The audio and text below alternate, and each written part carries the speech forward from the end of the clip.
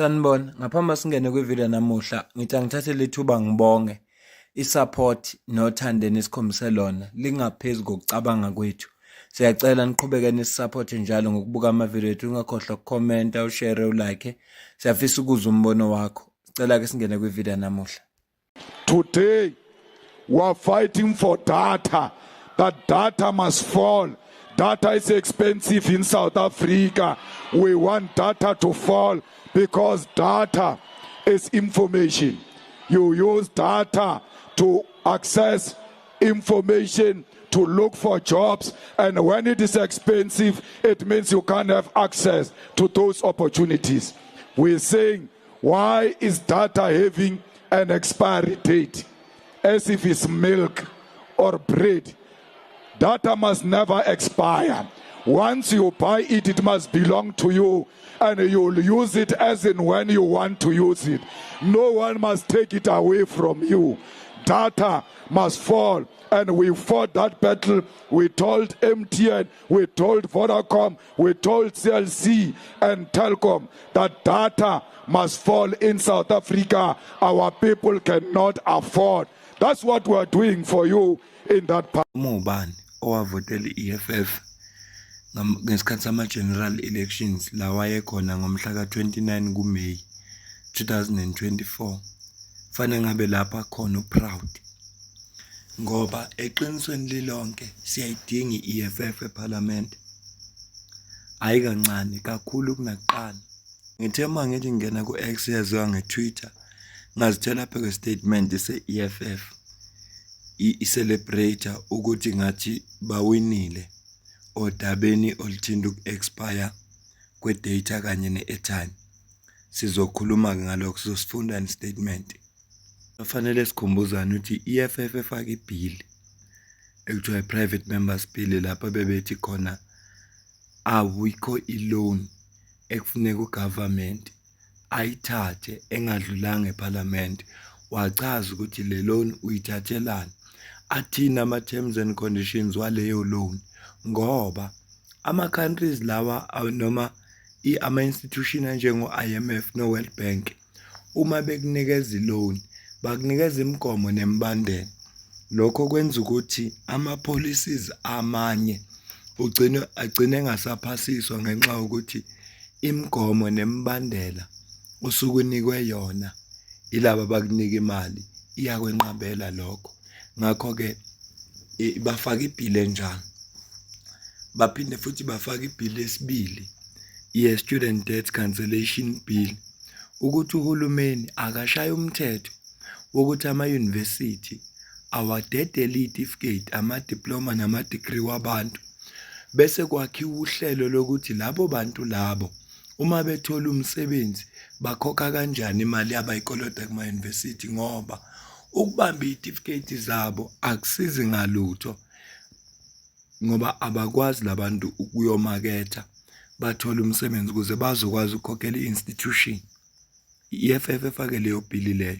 Minister we-DTI, Department of Trade, Industry and Competition, kulo nyaka ophelile uye wabhala ibill ebebefuna ukuyiphasisa, bathi akube khona i-public participation yokuthi bafuna ukuthi ama-university athathe wonke ama-account walama-student lawa abakoleta ama-university bawanikeza ama-credit barriers. I-EFF yakulwela lokho, ne-response positive yavela kubantu base-South Africa ukuthi awukwazi ukuthi unga-blacklista ama-student asabantu abasaxakwe ukuthi basafuna umsebenzi. Bazowuthola lapho umsebenzi uma sebe-blacklisted ngenxa yokuthi bakoleta i-institution njenge-university. I-EFF eyaraiza lokhu, Sihle Loans owaveza lokho. Ngaphambi kokuba sifundeke le letter i-EFF, ngifisa ukukukhumbuza ukuthi mzukwane kukhulunywe eParliament uSinawo Thambo wakhuluma wathini ngesikhathi kwakhulunywa ne-ICASA. Cela uzwe la. We are very passionate about the cost of data, but particularly the phenomenon of expiry of data and airtime. And before this sitting, we've done some outreach to the public for them to submit to us outside of the question of data expiry and airtime, a expiry and data costs, what particular challenges do they face with mobile network operators? Because we don't speak for ourselves here. I mean, as members of parliament, I can give you a basic example. We operate with cell phones provided by parliament, so we don't necessarily buy data with the frequency that the ordinary South African will. So those challenges are something we must also reach out to ordinary society to advise us as to what would they want. And I'd like to thank all of those who reached out to us. And I think most members of the committee will speak to the issues that confront broader society. So as the EFF, we have an understanding of connectivity and data access to airtime as something that is a basic human right. So access to information for us, we conceptualize it as something that's a basic human right. You can't survive in South African society without having access to data or connectivity. You can't apply for a job, you can't complain about service delivery, you can't request interventions in terms of ambulance or police, you can't do your schoolwork, you can't apply for school. So it's at the center of everyday living. It's as critical as food. And that is our appreciation of it. So when we raise the concern about data expiring, we're raising it not ignorant to the fact that there might be a financially logical explanation, but from the background that we come from, and you'll appreciate it as well, even though we might be on different aisles ideologically, we know that capital is an explanation for the undermining of human rights in various spheres of society. By capital, I mean private sector. I'll give you an example. A private hospital can justify denying a pregnant woman who's about to give labor assistance because she doesn't have a medical aid. They can justify not assisting someone who has been stabbed or shot because they don't have a medical aid to provide so that they can be given that service. A bank can repossess your house or your car. You might have been paying it for 10 years. You miss a month's installment, they'll take it back. Funeral cover, you can be paying it for 10, 15 years. You miss 1 month and you die. You've lost your coverage. So there is always a financial logic to Members of parliament balaphayana barepresenta abantu okuyibona babavotele. Yingakho sinawaThambo ekubeka ukuthi bona njengama-members of parliament banikiwe ama-cellphone iparliament, abayithengi i-airtime, bayihlezi khona ifakwa iparliament. Idatha abalithengi, is provided by iparliament. Kodwa njengoba belapha barepresenta abantu, ibalulekile ke lento ayishoyo futhi uveza amaphuzu abaluleke ngempela. Ngifisa ukucapha nenye ivideo yakhe bese sifunda istatement sizwe ukuthi yini le jabulisa i-EFF kangaka. Ngicishe ngakhohlwa indaba enkulu. Emveni kokuba uminister Enoch Godongwana ethule i-budget yakhe okuyi-fiscal framework, bayiphasisa ngendlela abayiphasisa ngayo, i-EFF yaye enkantolo. I-argument yabo iyona yayi-strong ukudlula i-argument ye-DA. Babe represent u-advocate uNcuka Ithobi. Yingakho ubona la ku-screen sakho bebhale vet victory march, ngoba nakhona babenqobile. Hamba ngikucaphunele ivideo kaSinawoThambo. Ngicela ungitshele ngama-bill apropozwe i-FF Plus noma i-VF Plus or u-Dr. Peter Groenewald. Lawo wabonayo ukuthi uma engasaphasi azoguqula impilo zabantu. Ngeke phela iqala ukunenzela umehluko uma sekugovernment. Funa iqale manje siwubone umehluko bese sithi ngempela uGroenewald angasiguqula isimo sabantu base-South Africa. Ngelekelela ke ungitshela ukuthi imapha amabhili abawafakile obonayo ukuthi lawa azokwazi ukulekelela abantu base-South Africa. What is their stance on illegal immigration? Bathini ngama-illegal immigrants? Ngifisa ukuzwa kulaba bathi alibuyele kwabamhlophe, akubuyele emabhunwini, bafuna ukuvotela uDr. Peter Groenewald. ukuthi uthini yena ngodaba lwe-illegal immigrant. Lona lolu daba le data uthini ngalo? Nge-fuel levy wathini?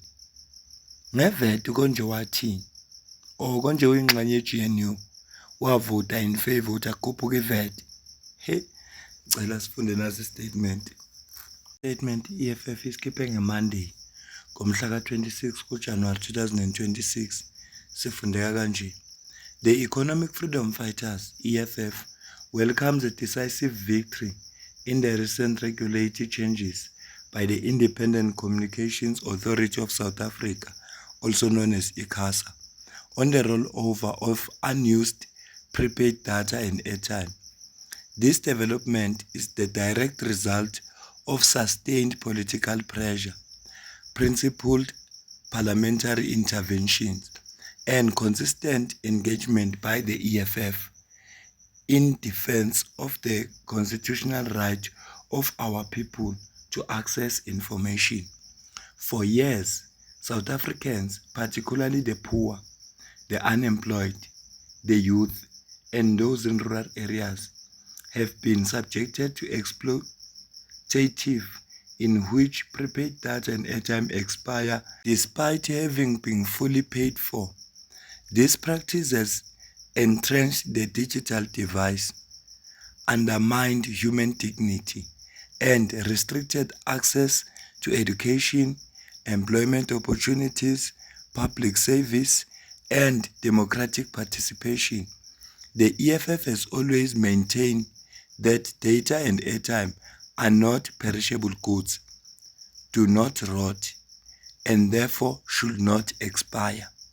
ICASA has now amended the End User and Subscriber Service Charter Regulation to change how unused prepaid data and airtime are treated. Under the revised regulatory framework, mobile network operators are required to roll over unused data, voice, and SMS bundles at the end of their validity period, rather than allowing them to expire and be forfeited. This rollover must occur automatically and without any additional cost to the consumer, provided the subscriber remains active on the network. Regulations also introduce provisions that allow for transfer of unused bundles between subscribers on the same network, while strengthening transparency obligations on operators in relation to bundles usage, depletion, notifications, and out-of-data charges. This victory is outcome of a long and deliberate campaign by the EFF, waged inside Parliament and beyond. The EFF consistently raised this matter since 2024 in the Portfolio Committee of Communications and Digital Technologies, where we directly confronted ICASA and the Ministry on the irrationality and injustice of expiry mandate. We further escalated the struggles by engaging the Portfolio Committee on Trade, Industry and Competition, locating the issue within the broader framework of consumer protection, market abuse, and monopolistic practices in the telecommunications sector. In parallel, the EFF pursued bilateral engagement with communications companies, including MTN, Vodacom, and others, making it clear that their profit-driven business model were incompatible with the Constitution. Central to the EFF's argument, and now considered by ICASA, was that expiry mandate undermined the constitutional right to access information in a digital society. Access to information is a basic requirement for a dignified life. However, this victory does not mark the end of the struggle. While the rollover of unused data and airtime is significant concession, data in South Africa remains prohibitively expensive and rollover period remained insufficient. The next phase of the EFF's fight will therefore focus on the high cost of data, the extension of rollover period, and the complete dismantling of exploitative pricing models that punish the poor for being poor. Ibambe le video ngicela ukuze ukuphawula kwakho la comment section. Ngizwe ukuthi wena ubona kanjani lo daba esixoxayo. Ngiyakulindele futhi ukuthi ungitshele ukuthi imaphi ama-bills apropozwe ile nhlangano wena oyishoyo.